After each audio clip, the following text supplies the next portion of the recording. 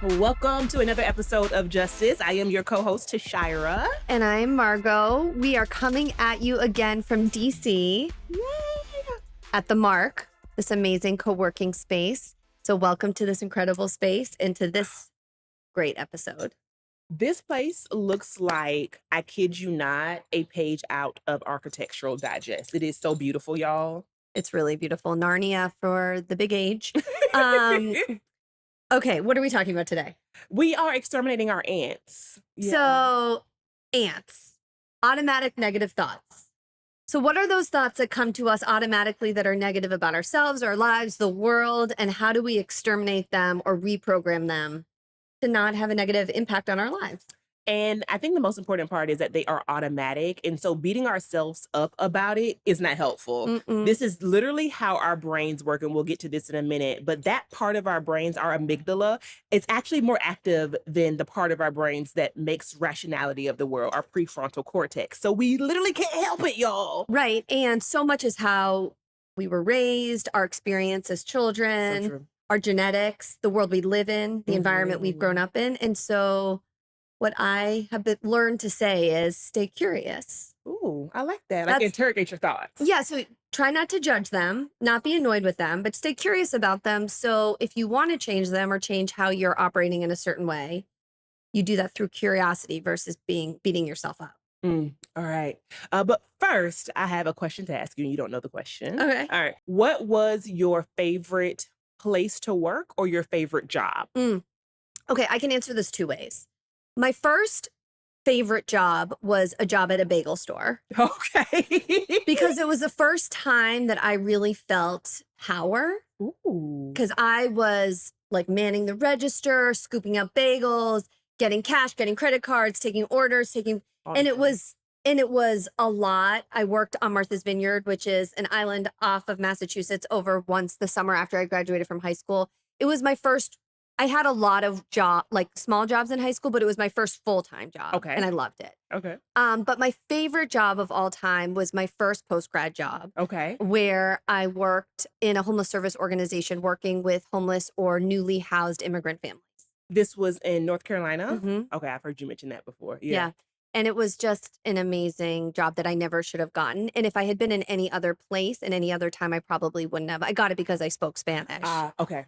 So I was doing things way above my experience level. I had no experience, but working with incredible people and really meeting and advocating for people who were new to this country. And it was incredible. Okay, what about you? I love that question. Well, I thought you were going to say the co-CEO of Justice, but now I see how you really feel about you just totally set me up. Business venture. Thanks, Bitch, Margo. please.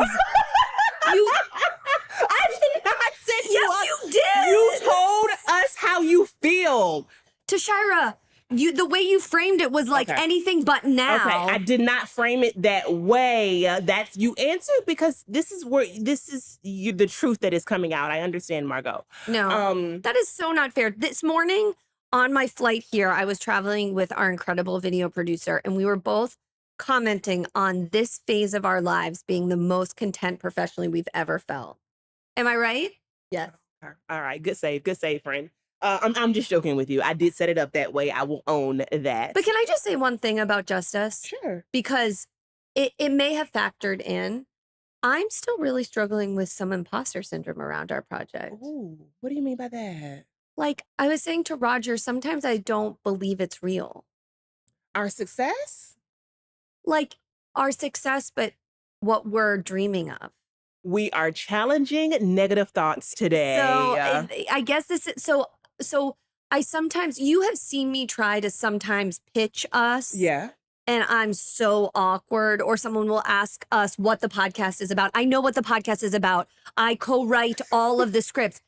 And I'm like, it's about social justice and women in we call it big age. It's actually middle age, but, and I just get so like. Yeah.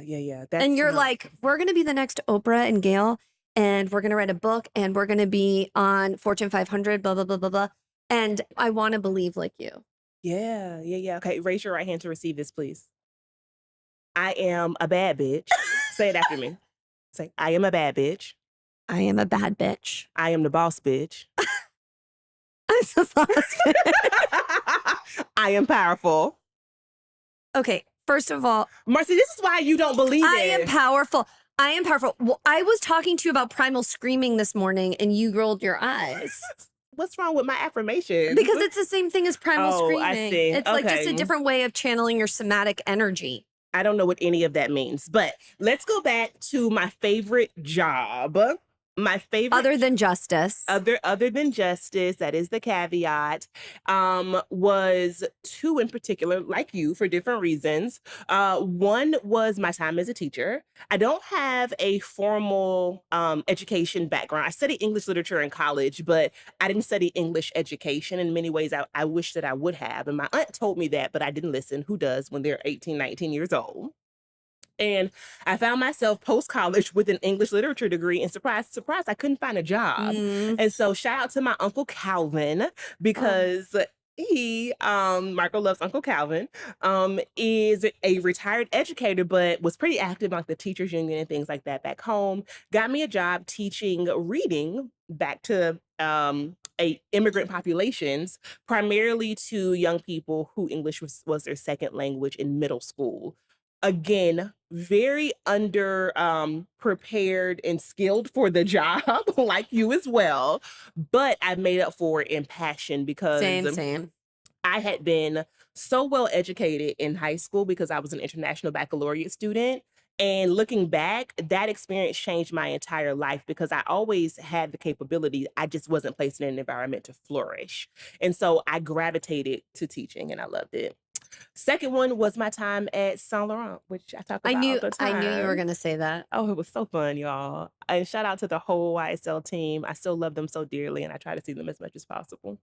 Yeah. Okay, I think we should do an episode on this because it's really interesting that both you and I did not mention lawyering. Girl, I didn't even think about that. And it's something that is not surprising, but also there's something there that we train so hard for things that don't bring us joy. And what if we centered our joy in what we would be good at and love and feel fulfilled as we enter a career versus what we think we're supposed to do? Amen. And you and I are both grateful for our degrees and the education and training we got. But it's very interesting that both you and I, after a 15, 20-year lawyering career, mentioned jobs that were either pre or post lawyering. Yes.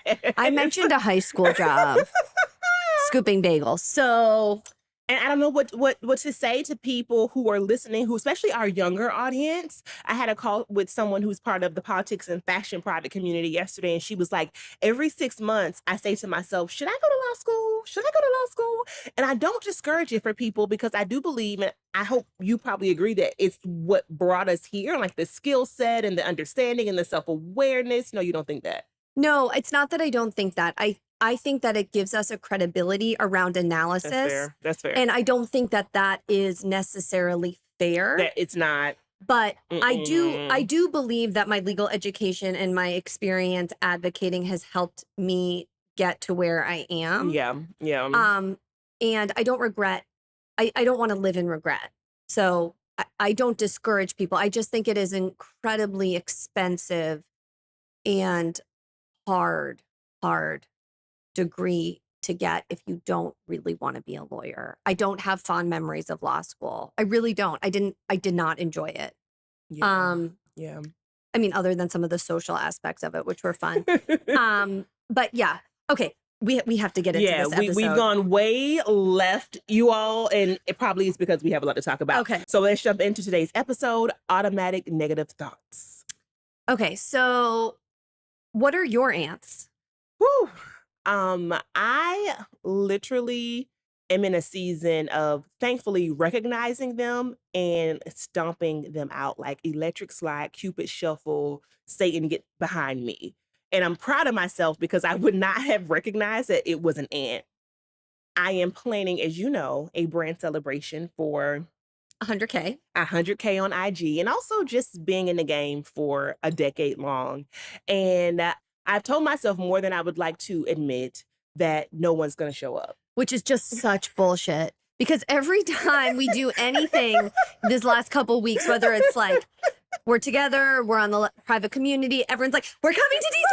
We're coming to the Lytton Legendary. I'm Lytton Legendary. I have that outfit for my Lytton Legendary.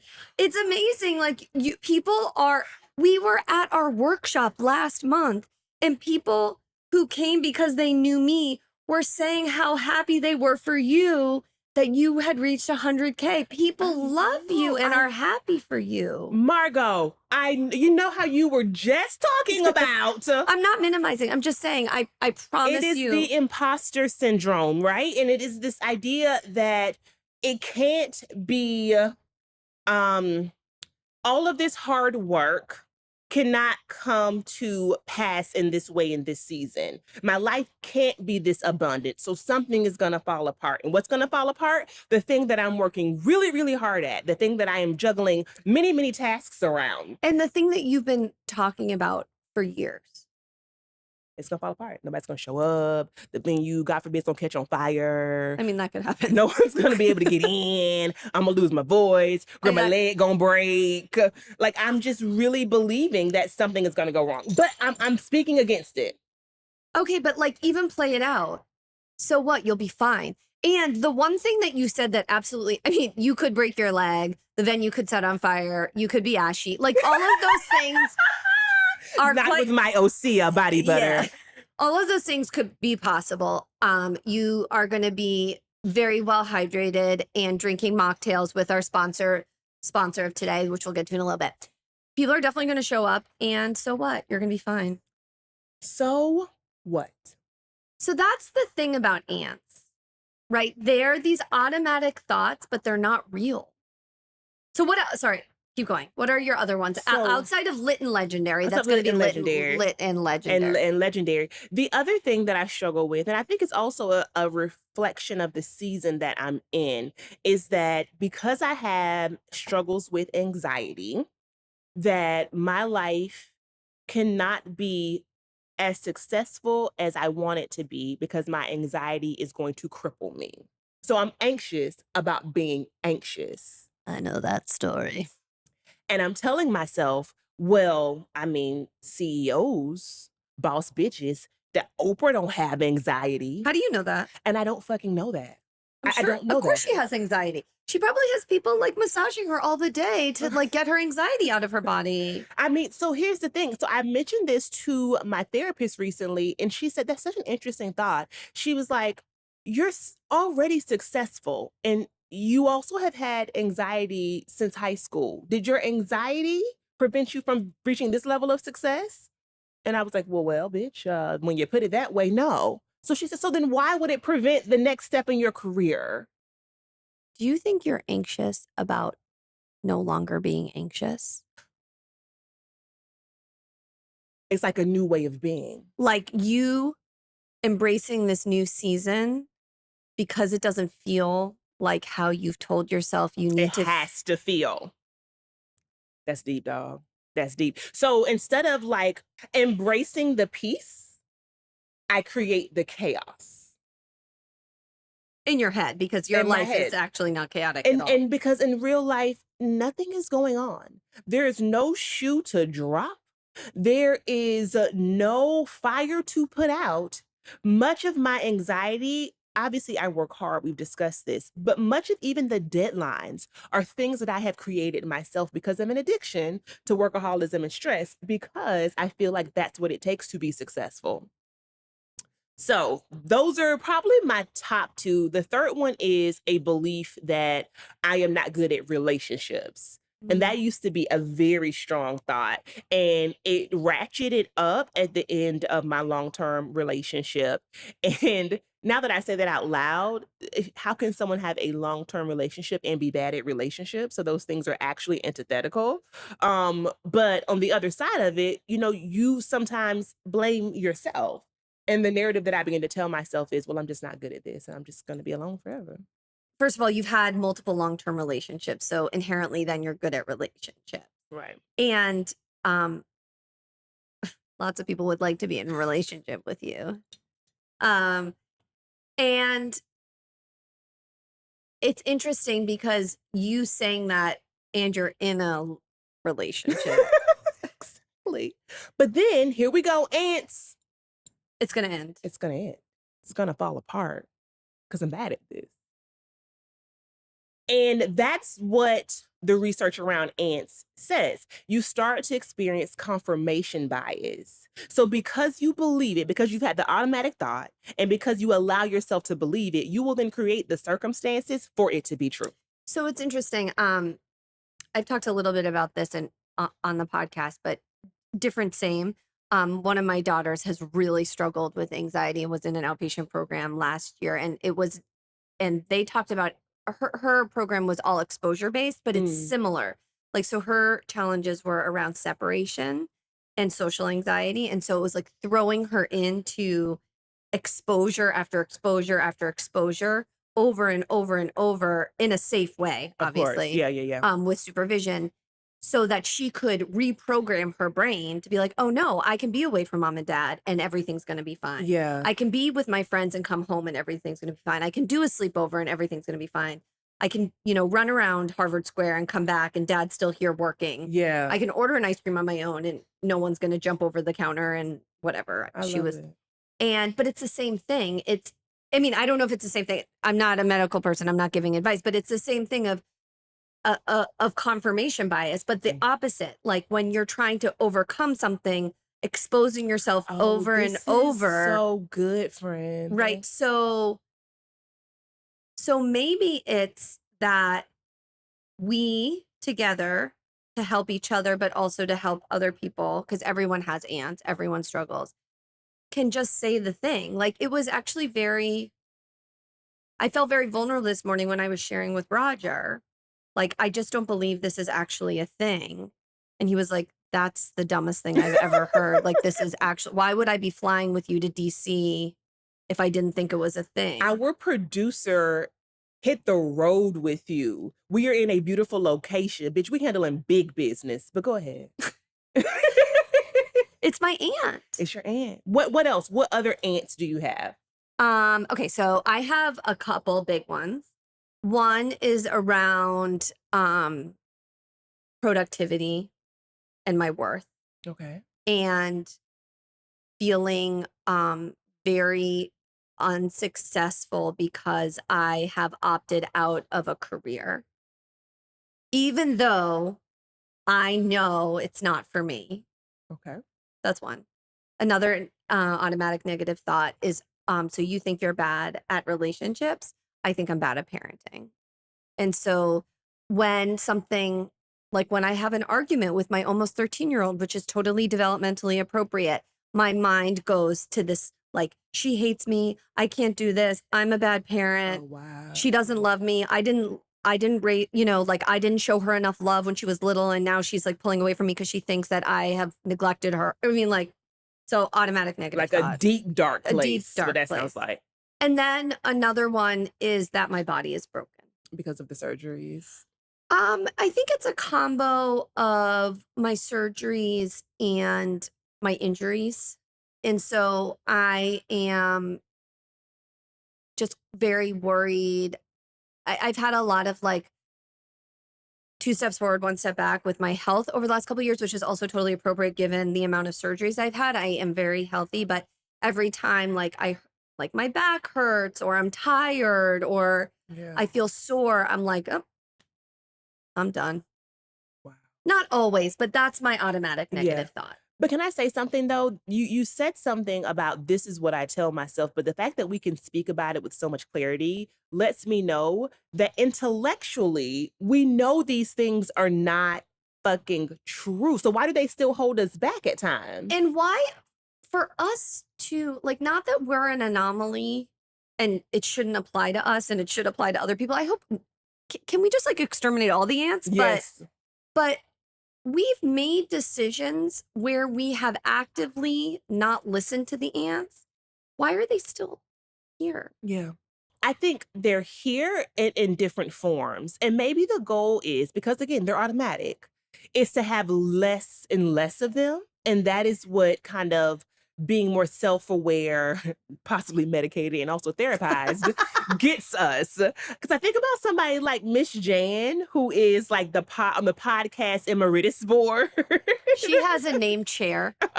Exactly. Miss Jan of a big age, who, for all of you who were not in our private community chat last week, oh, child, you need to get in because Miss Jan is part of the community. She's incredible. At 74, she's buying her first condo.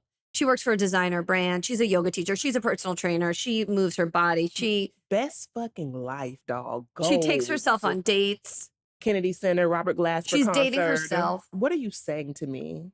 Yeah, I'm talking about goals. Hashtag goals. Went to her doctor when she was in her 50s and was like, something is not right. Give me some hormones. I need more sex. Yes. I thought about her recently about pleasure. And I was like, I lived a season of my life where I felt like I was broken. And that is a negative thought that I would tell myself all the time. My childhood trauma is getting in the way. I just won't ever experience pleasure.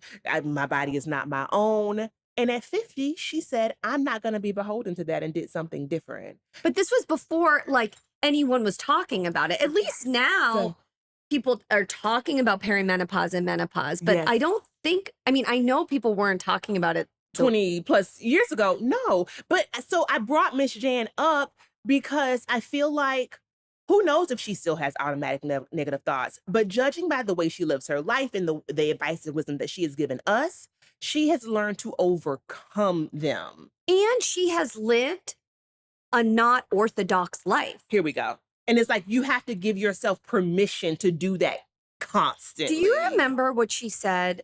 So I was telling Roger this morning on the call around her only regrets. No, what did she say? My only regrets are when I didn't follow my gut.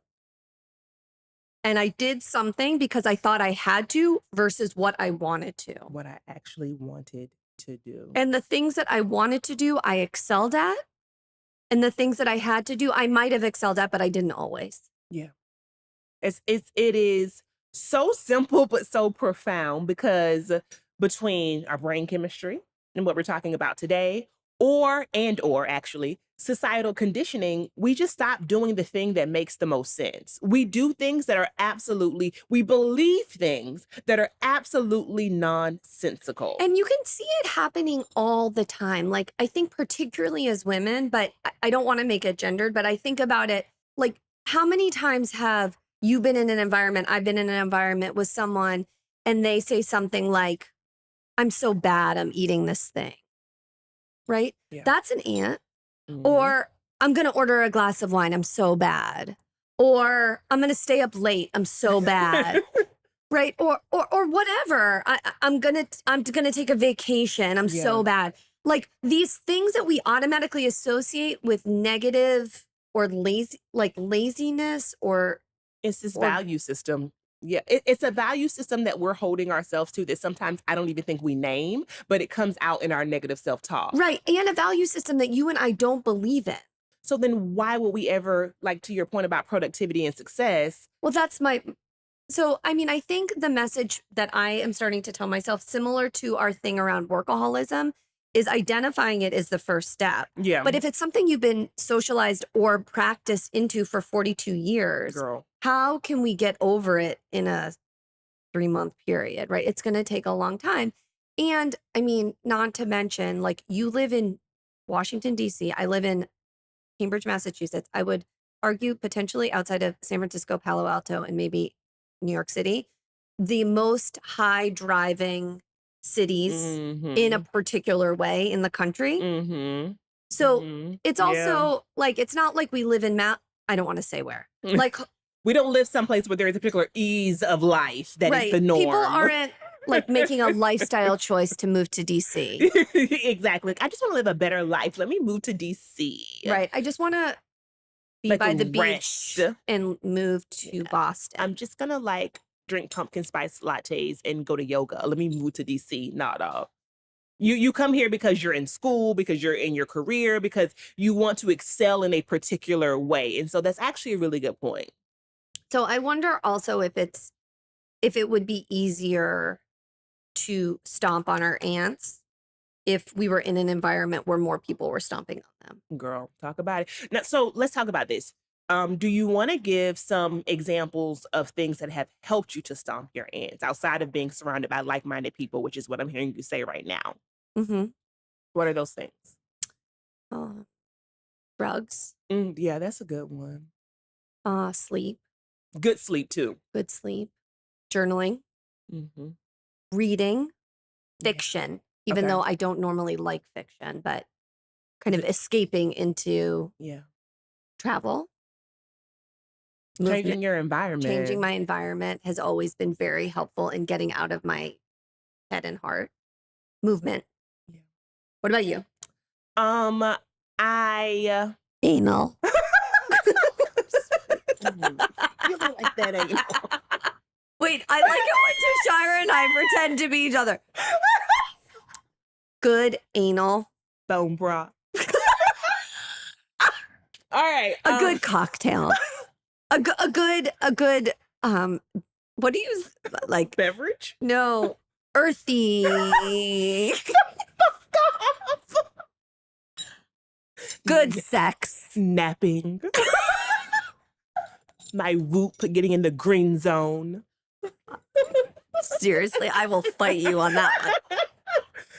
Okay, so sorry. So what about you? I often tell myself the directly opposite thing of what I believe to be true. So if I am struggling with a negative thought, I speak over myself immediately, and it becomes very grandiose and ridiculous, honestly. But like if I'm feeling imposter syndrome, I tell myself sometimes out loud, girl, you about to own your own network. You are a media mogul. Get ready. And because I have a YouTube presence, and Roger, who is here, who edits some of my videos, he's heard me say probably the most outlandish things about myself. And I thought about this the other day. I said, you know what I'm really doing? I'm hyping myself. I am affirming myself. I don't always believe this shit. But if I tell myself the same thing enough, it will become true. Our perceptions become reality. Yes. So if I perceive myself to be broken, therefore I am broken. No. I 100% agree. And no one else is going to tell you. No. So and when that, they no do, one's going to save you. No one's going to make you a media mogul. No one's going to write our book, right? Like we have to believe it and do it, or we just sit with those stupid ants. Yeah, exactly. And I think the people who do tell us you're so great, you're so wonderful, the ants can become so loud that they depress that affirmation or suppress that affirmation. I said, well, Margo's just saying that because she's my friend and she loves me. Versus me saying, no, I really am smart. I really am beautiful. I talk myself out of your love and affirmation. Right. And you know what I do? The other thing, sorry. Okay, go ahead. I think about what I would want my girls to think.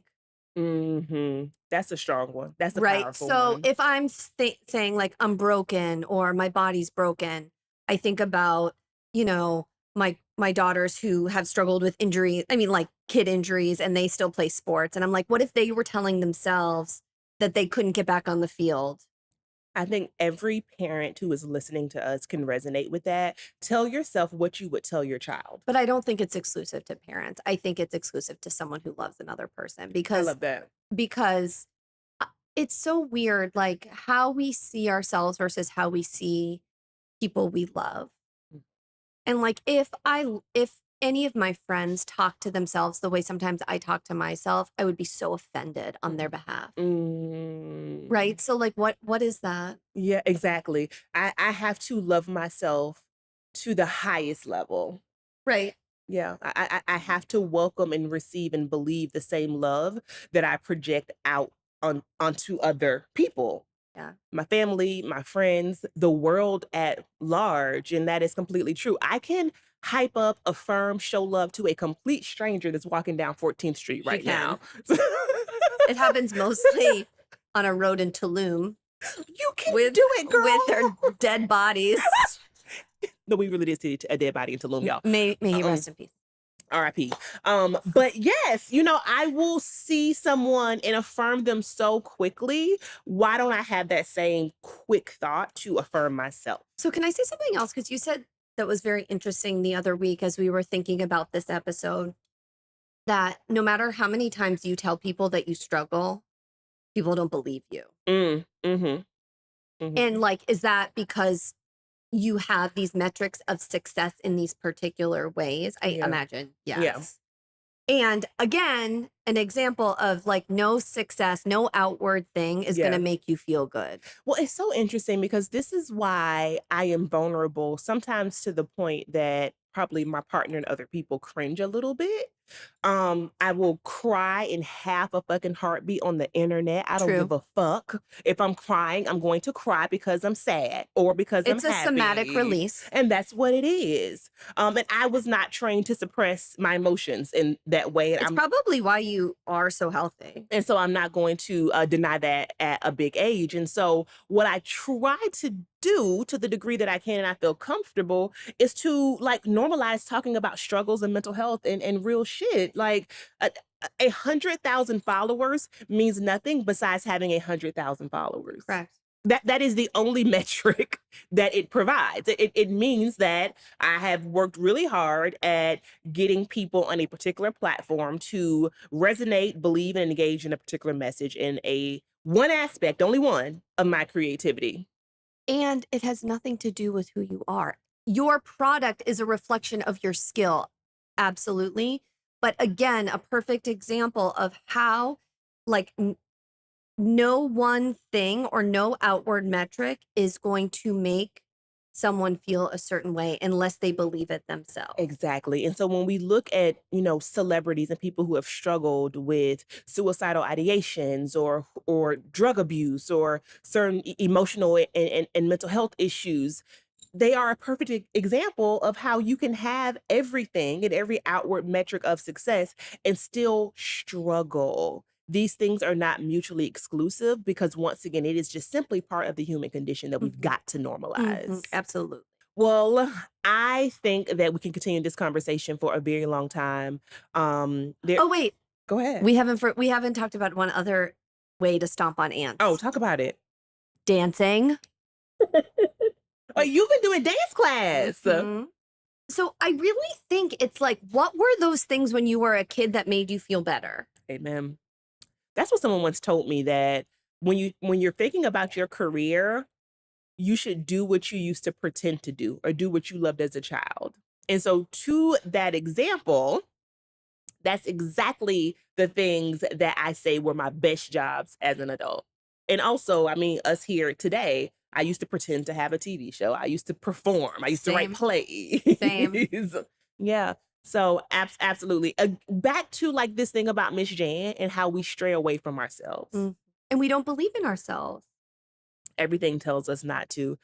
So I lost my Uncle Chuck, RIP to a real one, a couple months ago. He had so many struggles in his life. But one thing he would always say, he would call you and he'd say, "Did anybody tell you that they loved you today?"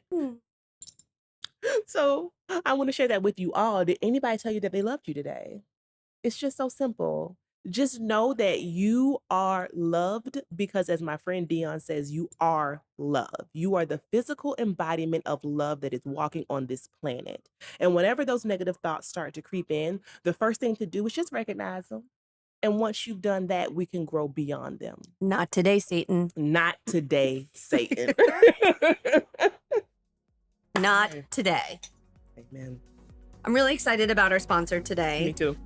Juge Digestive Bitters. Dietitian design, unfiltered, flavorful, and elevated mocktail cocktail bitters for the sober curious. Mocktails don't have to be boring. They do not. And you know that I was on the mocktail ministry for a while. I actually still am.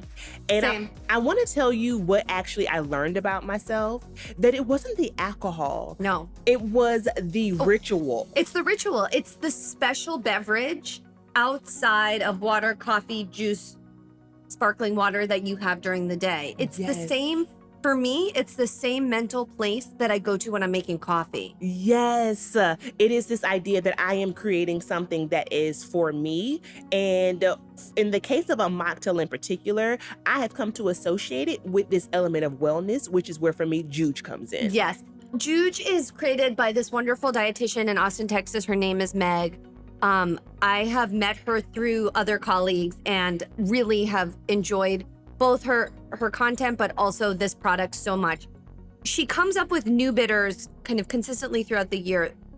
The ones that I first bought were the 3 mini sample package, which was lemon, orange, and cranbiscus. But she now has a cocoa one. Yes, I saw that. For warmer beverages, which sounds delicious. Mm-hmm. But they're good for digestion. They're all gluten-free. You can also use them with cocktails. So bitters are part of cocktails, like cocktail making too. So it's not exclusive to people who are sober or sober curious, but they definitely elevate a beverage. And it just made me feel so good because as I'm winding down in the evening, I'm like, let me just concoct something that's just really healthy and it's gonna just treat my body well.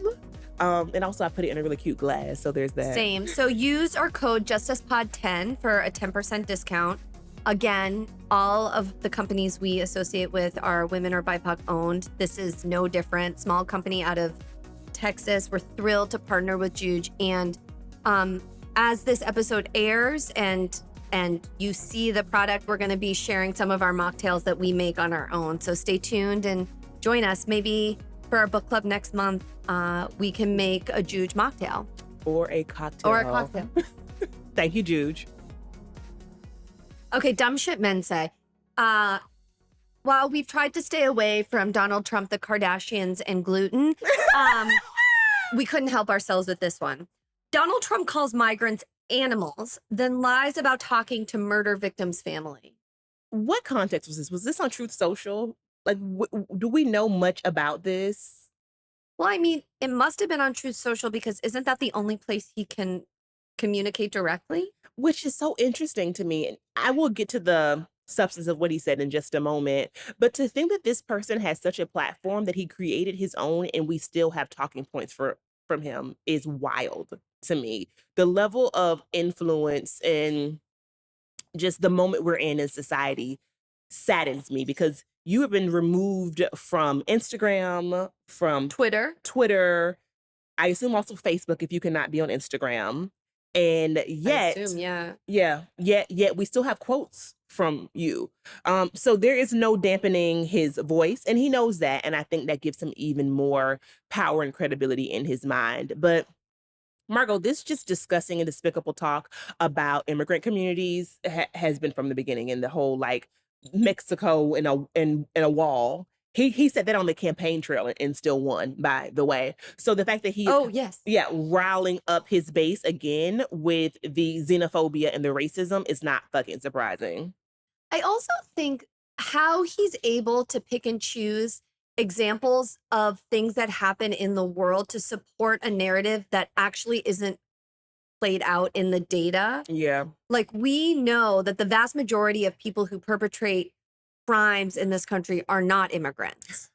So, but here, like, without even getting into the specific one, the disgustingness of saying that you've talked to a survivor's family, a victim's family, and then not. I mean, we saw this as well in Charlottesville. Well, I'm thinking about the State of the Union, the Republicans' response to the State of the Union address, and how that woman, I think she was like a junior congressperson, responded by completely distorting the facts of the trafficking victims. Yes. When she reported from her kitchen. So domestic. Spewing lies about entire groups of people to fearmonger. And so this is a Republican trope. This is part of the party's platform right now, and they are not backing down from this anytime soon. They're literally exploiting a survivor or a victim's pain, skewing the facts for their own gain, and when they're called on it, in the case of that congressperson, not backing down. Mm-mm. Because what also happens with their base is that their base does not fucking care. Well, I was just going to say that actually the truth doesn't matter. So the more creativity around narratives of vilification, the better almost. Oh, girl. Right. So it's like, what is that term, like confirmation bias? I mean, we've been talking about automatic negative thoughts. Exactly. Right. And so I think what they are doing is looking for examples to substantiate the hatred and racism that already resides in their heart. Right. And so it doesn't really matter if all of the facts don't line up. Someone was murdered by an immigrant. That is true.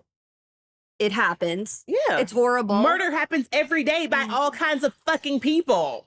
And that family's pain is indescribable. And then to lie about talking to them, it blows my mind. It actually doesn't, but yeah. I mean, that's where we are. What blows my mind, though, is that we are the only ones that are talking about it. Because once again, he will not be held accountable. There's nothing, it's sad to say, there is very little. Let me be very precise with my words.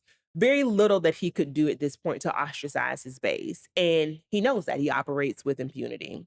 I mean, his entire existence has demonstrated that. He's survived an impeachment. He keeps delaying all of these trials. There are so many cases. This man has more cases than any court in America at this point.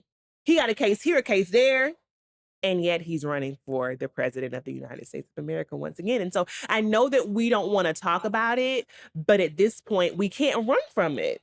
No, and I think there's the thing that is hard for us to talk about is what do we do? Right? Because you have brought this up and I don't disagree, right? That the other options aren't great. And the real threat of RFK and fear mongering there too. Yeah. Talk about fear mongering to people who are committed to wellness. Girl, people don't know about RFK. Can you just give us a little? So I don't know enough, but what I know is scary.